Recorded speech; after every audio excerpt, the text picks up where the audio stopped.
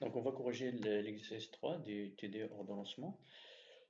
Donc, dans l'énoncé, il s'agit d'un système monoprocesseur avec, et on considère en fait, quatre processus, P1, P2, P3 et P4.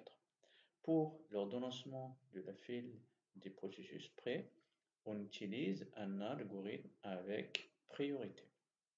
Ici, on n'a pas précisé est-ce que c'est préemptif ou non préemptif. Pour la solution que je vais vous présenter, je vais considérer le cas avec préemption. D'accord? Donc, vous pouvez suivre la même démarche pour traiter le cas sans préemption, c'est-à-dire sans réquisition. D'accord? Donc, on vous donne aussi, en fait, des informations sur la priorité des processus. D'accord? Donc, on signale en fait dans l'ordre croissant des priorités. Donc, le processus P1 est plus prioritaire que le processus P2, qui est plus prioritaire que le processus P3, qui est plus prioritaire que P3. Donc, dans l'ordre croissant enfin, dans l'ordre décroissant de la priorité, donc j'ai P1 qui est plus prioritaire, suivi par P2, puis suivi par P1 et enfin on a le processus P3 qui a la priorité la plus faible. Voilà, ça d'une part. D'autre part, en fait, les opérations, donc les processus peuvent effectuer du calcul et aussi des entrées-sorties. Les entrées-sorties se font sur un même périphérique, c'est-à-dire tous les processus utilisent le même périphérique pour effectuer leur entrée-sortie. Et puis l'algorithme l'algorithme utilisé pour la file des processus bloqués est un algorithme FIFO, sans réquisition. D'accord? Quand un processus utilise en fait et essaie de faire une entrée-sortie, ou alors il attend à ce qu'il effectue une entrée-sortie, elle est dans un état bloqué. Ok, donc tous ces processus-là, en fait, ils vont être menés à faire du calcul, c'est-à-dire à s'exécuter dans le processeur, et puis aussi à effectuer des entrées-sorties, donc c'est-à-dire elles passent dans un état bloqué. On suppose aussi que pendant un temps en t égale à 0, tous les processus sont prêts. C'est-à-dire dans la file d'attente des processus prêts, j'ai le processus P1, P2, P3 et P4. Comme le P4 est le processus le plus élevé, d'accord? Et je rappelle parce qu'on utilise pour l'ordonnancement de la file d'attente du processus prêt, on utilise en fait un algorithme avec priorité et je vais considérer le cas avec préemption dans cet exercice-là. D'accord?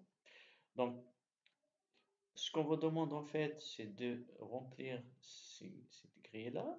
D'accord? C'est-à-dire, il faut cocher les moments où chaque processus est dans un état actif, c'est-à-dire elle, il s'exécute dans le processeur, d'accord? Les moments où le processus est dans un état prêt et les moments où le processus est dans un état bloqué, c'est-à-dire il attend une entrée-sortie ou alors il effectue une entrée-sortie. Ok. Donc, on va commencer donc cet exercice-là. Donc, pendant on a un temps t égale à 0, d'accord? Tous les processus ils sont dans un état prêt. Donc, je répète encore que pour l'ordonnancement des processus prêts, on utilise dans cet exercice-là un algorithme avec priorité. Je vais considérer dans cette solution-là l'algorithme avec priorité et avec préemption, c'est-à-dire avec réquisition. Donc, dans la file d'attente des processus prêts, j'ai le processus P1, P2, P3 et P4. P4, c'est le processus le plus prioritaire, donc c'est lui qui va s'exécuter. Donc, c'est lui, le processeur sera alloué au processus P4. Donc, il va s'exécuter pendant une unité de temps. D'accord? Une fois il a terminé son premier calcul, il va faire quoi? Il va effectuer une entrée-sortie qui va durer 2 unités de temps. Donc pendant deux unités de temps, elle sera dans un état bloqué. D'accord? Voilà. Donc, le moment où P1, P4 est passé dans un état bloqué, dans la file d'attente, j'ai le processus P1, P2 et P3. C'est le processus P2 qui est plus prioritaire, donc le processeur sera alloué à ce dernier. Pendant, euh, pendant le temps, le moment où P4 est passé dans un état bloqué, ça sera P2. Le processeur sera alloué au processus P2. Donc, ce sera P2 qui va effectuer un calcul, pardon, ici, qui va durer une unité de temps. Une fois que P2 termine ce calcul-là, il va effectuer une entrée-sortie qui va durer 2 unités de temps. D'accord? Donc, une fois le calcul terminé, donc il va effectuer une entrée-sortie pendant une unité de temps, donc il sera bloqué pendant ce moment-là. D'accord? Ok. Donc, mais, ok. Mais ce qu'il faut remarquer bien, c'est que le moment où P2 souhaite faire une entrée-sortie, le périphérique, il est occupé.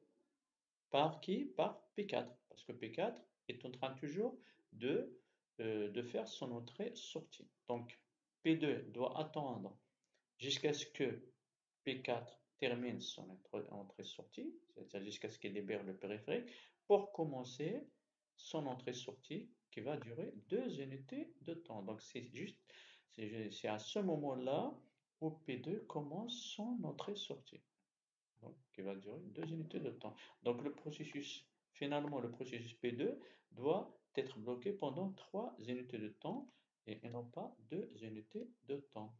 D'accord?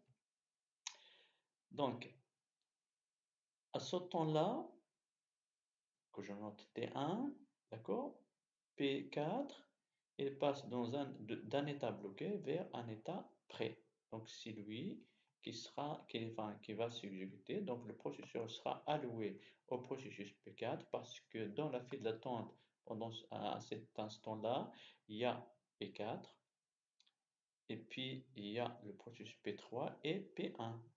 D'accord? P4, c'est le processus le plus comment dire, le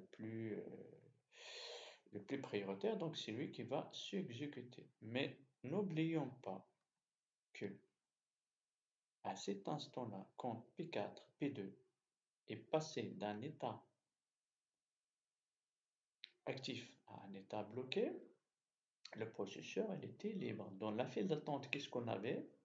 Donc P4 il est bloqué, à cet instant-là, P4 il est bloqué, P2 il est bloqué. Dans la file d'attente des processus prêts, qu'est-ce que j'ai?